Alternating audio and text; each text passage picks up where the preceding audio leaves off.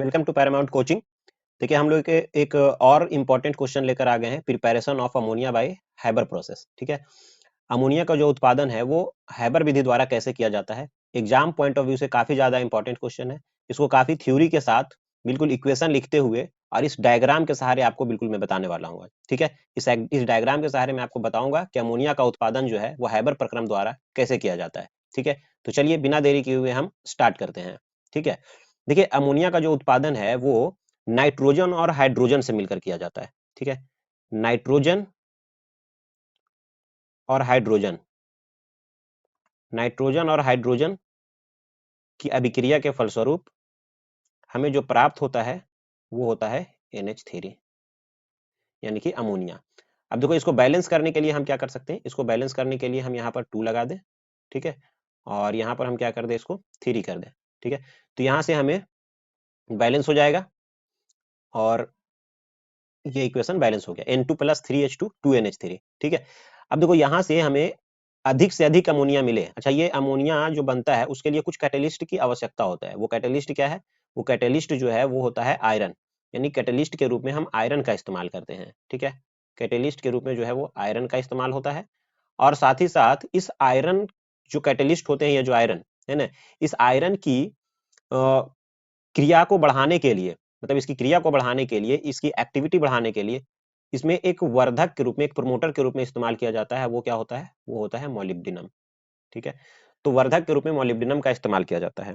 अच्छा, ये अभिक्रिया जो है वो लगभग 500 डिग्री सेल्सियस पर होता है ना। ये लगभग अभिक्रिया जो होता है वो 500 डिग्री सेल्सियस, 500 डिग्री सेल्सियस, और इसके जो प्रेशर होते हैं वो लगभग 200 एटीएम का होता है, 200 एटीएम। ठीक है, 200 एटीएम प्रेशर होते हैं, आप इसको समझ सकते हैं, 200 एटीएम प्रेशर होते हैं। ठीक है, तो 200 एटीएम प्रेशर और 500 डिग्री सेल्सियस पर ये अभिक्रिया होता है। अब देखो यहाँ पर कुछ कंडीशन। अच्छा, ये एक्सोथर्मिक रिएक्शन होता है, यानी इसमें क्या होता है कि कुछ कुछ ऊर्जा मुक्त होता है या ऊष्मा मुक्त होता है, और वो जो वैल्यू होता है वो लगभग होता है 24 kilo joule, sorry 24 kilo calorie, 24 kilo calorie. ठीक है, इतनी ऊर्जा जो होता है वो मुक्त होता है। अब देखो चूंकि यहाँ पर इतना ऊष्मा मुक्त हो रहा है, तो ला शतालिए का नियम क्या कहता है, अगर आपको याद हो, ले चटेलियर प्रिंसिपल, अगर ये आपको याद है, ला शतालिए का नियम जिसको हम कहते हैं, तो आपको ये पता होगा कि अगर यहाँ पर टेम्परेचर बहुत ज्यादा है तो हमें इधर के टेम्परेचर को लो रखना पड़ेगा। और अगर यहाँ पर एक चीज प्रेशर के बारे में ये कहा जाता है कि अगर यहाँ पर मोलों की संख्या ज्यादा है और यहाँ पे मोलों की संख्या कम है, तो इसका मतलब यहाँ प्रेशर ज्यादा रखना पड़ेगा। ठीक है, तब अमोनिया का फॉर्मेशन जो होगा वो एक्सेस में होगा, ज्यादा से ज्यादा मात्रा में होगा। क्योंकि अमोनिया जो है वो, ये जो रिएक्शन है वो एक रिवर्सिबल रिएक्शन है, व्युत्क्रमणीय अभिक्रिया है। तो ये अभिक्रिया जो है वो व्युत्क्रम हो जाता है, यानी उल्टी दिशा में भी हो सकता है। तो समय समय पर जो अमोनिया बनता जाता है उसको समय समय पर क्या किया जाता है, निकालते रहा जाता है वहां से, ताकि जो उसका व्युत्क्रम ना हो जाए, मतलब अभिक्रिया जो हो जाए वो रिवर्स होकर के N2 और H2 में कन्वर्ट ना हो जाए पूरा। ठीक है, तो चलिए आगे देख लेते हैं कि इसके कंडीशंस क्या है, क्या क्या कंडीशंस है ताकि अमोनिया जो है वो एक्सेस में निर्माण हो सके, ज्यादा से ज्यादा निर्माण हो सके। ठीक है, तो अमोनिया के आगे हम लिखते हैं अमोनिया, अमोनिया के अधिक मात्रा में,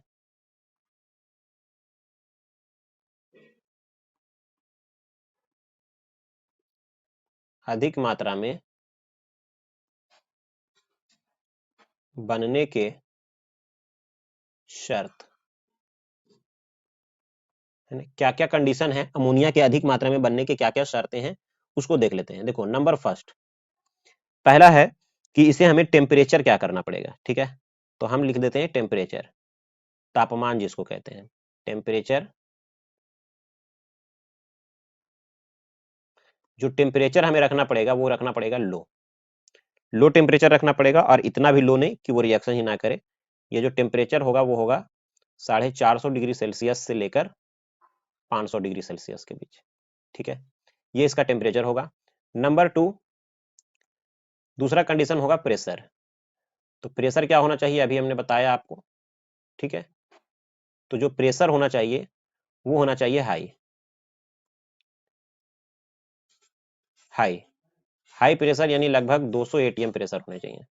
ठीक है, क्यों हाई, क्योंकि देखो यहाँ पर नाइट्रोजन के 1 मोल है और हाइड्रोजन के 3 मोल है। 3 मोल और 1 मोल, ये टोटल रिएक्टेंट की तरफ आपको 4 मोल दिखाई दे रहे हैं, जबकि जो प्रोडक्ट है उस तरफ अमोनिया के केवल 2 मोल दिख रहे हैं। तो यहाँ पर मोलों की संख्या कम होगी, इसका मतलब प्रेशर हमें हाई रखना पड़ेगा, लगभग 200 एटीएम प्रेशर रखने होंगे। ठीक है, तीसरी बात क्या है, तीसरा है कंसंट्रेशन। तीसरा जो है इसके कंसंट्रेशन यानी कि सांद्रण, कंसंट्रेशन, ये जो है कंसंट्रेशन, ये हमें क्या करना पड़ेगा, हाई रखना पड़ेगा। ठीक है, कंसंट्रेशन हाई रखना पड़ेगा। और लास्ट है इसके चौथा, नंबर 4 कंडीशन है कि अगर इसकी अभिक्रिया, चूंकि ये अभिक्रिया काफी स्लो होता है, अगर बिना किसी उत्प्रेरक, बिना किसी कैटलिस्ट के अगर इस अभिक्रिया को कराया जाए तो ये अभिक्रिया यानी होगा लेकिन वो तुरंत रिवर्स हो जाएगा। ठीक है, तो अभिक्रिया फास्ट हो, तेजी से हो, तो इसके लिए हमें क्या चाहिए, कैटलिस्ट चाहिए। तो लास्ट स्टेप है कि हमें इस्तेमाल करना है कैटलिस्ट। ठीक है, और वो कैटलिस्ट के रूप में हमें इस्तेमाल करना है क्या, एफी, एंड प्रोमोटर के रूप में इस्तेमाल करना है, प्रमोटर के रूप में इस्तेमाल करना है। प्रमोटर जिसको हम वर्धक कहते हैं, इसको क्या कहा जाता है, वर्धक। ठीक है, तो ये वर्धक के रूप में जो इस्तेमाल होगा वो होगा मोलिब्डेनम।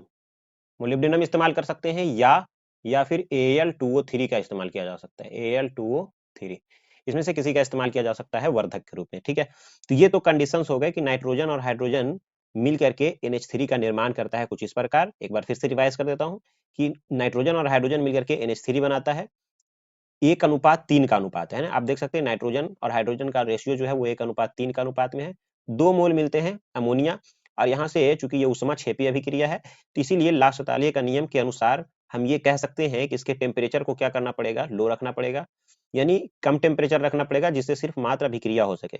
वो टेम्परेचर क्या है, 450 से 500 डिग्री सेल्सियस। ठीक है, इसके बाद है दूसरा, इसके प्रेशर क्या रखने पड़ेंगे, तो देखो इधर टोटल 4 मोल है और इधर 2 मोल है, तो इसके प्रेशर को हमें क्या करना पड़ेगा, हाई रखना पड़ेगा, लगभग 200 एटीएम। और इसकी सांद्रता, मतलब ये जो N2 और H2 है, इसका कंसंट्रेशन क्या रखना पड़ेगा, हाई रखना पड़ेगा। और लास्टली है हमें कैटलिस्ट का इस्तेमाल करना पड़ेगा, वो कैटलिस्ट क्या है, Fe यानी आयरन के रूप में, और मोलिब्डेनम जो वर्धक के रूप में, जो Fe की क्रियाशीलता को यानी उसकी कार्य क्षमता को क्या कर देगा, बढ़ा देगा। ठीक है, तो इसके लिए हमें मोलिब्डेनम या तो फिर Al2O3 का इस्तेमाल भी किया जा सकता है। ठीक है, चलिए इसको हम समझ लेते हैं डायग्राम के सहारे कि किस प्रकार से अमोनिया का उत्पादन होता है। तो आप देखिए यहाँ पर ये आपको यहाँ पर 2 नली दिख रहे हैं, है ना, यहाँ पर आपको 2 नली दिख रही होगी, जिसमें से 2 तीर का निशान दिख रहा है। यहाँ एक जगह से आ रहा है यहाँ से N2 और एक जगह से आ रहा है यहाँ से H2। इसका जो N2 और H2 का जो रेशियो है वो कितना है, आपने अभी रिएक्शन में देखा, N2 और H2 का जो रेशियो है वो 1:3 का रेशियो है। ठीक है, 1:3 के अनुपात में यहाँ से हम N2 को प्रवेश कराते हैं और यहाँ से हाइड्रोजन गैस को। अब देखो आगे ये जो है कंप्रेसर पंप है। ठीक है, इस कंप्रेसर पंप के द्वारा इसको क्या किया जाता है, प्रेशराइज किया जाता है, यानी इसका प्रेशर बढ़ाया जाता है लगभग 200 एटमॉस्फेयर तक। ठीक है, 200 वायुमंडलीय दाब तक इसका प्रेशर बढ़ाया जाता है। जैसा कि अभी हमने बताया कि यहाँ पर प्रेशर क्या होना चाहिए, आप देखें यहाँ पर कि इसका जो प्रेशर होना चाहिए वो क्या होना चाहिए, ये देखिए प्रेशर हाई होना चाहिए 200, है ना, लगभग 200 एटीएम। तो इसी वजह से हम क्या करते हैं, यहाँ पर एक कंप्रेसर का इस्तेमाल करते हैं, कंप्रेसर पंप का, जो प्रेशर को क्या करता है, बढ़ा देता है। और उस प्रेशर को बढ़ाने के बाद नाइट्रोजन और हाइड्रोजन जो है वो मिल करके आगे बढ़ जाते हैं, यहाँ ये चले आते हैं कहाँ पर, कैटेलिटिक चेंबर में, यानी यहाँ पर अभी प्रेशर हाई है ये दोनों का, और यहाँ से होता हुआ प्रवेश कर जाएगा किसके अंदर, आप देख पा रहे हैं यहाँ पर कैटेलिटिक चेंबर के अंदर। ठीक है, यानी ये कैटेलिटिक चेंबर में प्रवेश कर जाएगा। अब देखिए कैटेलिटिक चेंबर में क्या होता है, रिएक्शंस होते हैं मुख्य रूप से। कैटेलिटिक चेंबर के भीतर में रिएक्शंस होगा, यहाँ पर रिएक्शंस क्या होगा, देखिए यहाँ पर N2 और H2, ये जो N2 और H2 है वो मिलकर के कन्वर्ट हो जाएंगे किसमें, NH3 के अंदर। ठीक है, और आपको पता है इसके अंदर जो कैटेलिटिक चेंबर है, चूंकि इसके अंदर क्या है, आयरन और वर्धक के रूप में मोलिब्डेनम उपयोग किया गया है। ठीक है, अब देखो ये बात तो ठीक है कि चलो NH3 का निर्माण हो गया, लेकिन चूंकि ये रिवर्सिबल रिएक्शन होता है ना, व्युत्क्रमणीय अभिक्रिया होता है, तो पूर्णतः NH3 का निर्माण नहीं होता, इसके अंदर कुछ N2 और H2 की मात्रा भी रह जाता है। ठीक है, अब देखो NH3 जो निर्माण हुआ है, ठीक है, इसको क्या किया जाता है, ये सभी तीनों क्या है, गैसियस फॉर्म में, NH3 भी है कुछ मात्रा में, कुछ मात्रा में N2 भी है और कुछ मात्रा में H2 भी है। ठीक है, तो ये तीनों गैसियस फॉर्म में है। अब ये तीनों जो होता है वो क्या होता है, इस पाइप के द्वारा कहाँ पहुंच जाता है, आपको यहाँ से आप देख पा रहे हैं, इधर से होता हुआ आपको कहाँ चला जाएगा, इस तरफ से होता हुआ आपको पहुंच जाएगा किसके भीतर, यहाँ पर, यानी कूलिंग चैम्बर के भीतर। ठीक है, यानी ये कूलिंग चैम्बर में पहुंचने के बाद यहाँ पर ये जो तीनों गैसेस हैं उसको क्या किया जाएगा, ठंडा किया जाएगा। देखिए अमोनिया जो होता है वो ठंडा होकर के जैसे ही इसको थोड़ा कूल किया जाता है, आप देखो ये टेढ़ा टेढ़ा पाइप टाइप का जो दिख रहा है वो क्या है, उसमें कूलिंग होता है जाकर के, ये कूल होता है, ठंडा होता है। और ये ठंडा होने के बाद में अमोनिया जो है वो यहाँ पर क्या हो जाता है कि द्रव रूप में हमें प्राप्त हो जाता है। ठीक है, यहाँ पर जो अमोनिया है वो लिक्विफाइड हो जाते हैं, नीचे अमोनिया जो होता है वो लिक्विड फॉर्म में बैठ जाता है नीचे की तरफ यहाँ पर। ठीक है, तो यहाँ पर अमोनिया का निर्माण हो गया और उसके बाद जो बचा हुआ हाइड्रोजन और नाइट्रोजन है वो वापस क्या होता है, इस तरफ चल जाता है, यानी क्योंकि ये नाइट्रोजन और हाइड्रोजन चूंकि गैस है और ये गैस जो होते हैं वो इस तरफ चले जाते हैं, अमोनिया जो होते हैं वो कूल होकर के द्रव में बदल गया, लेकिन नाइट्रोजन और हाइड्रोजन जो होते हैं वो गैस में ही रह जाता है और वो चला जाता है कहाँ पर, इस पाइप के द्वारा।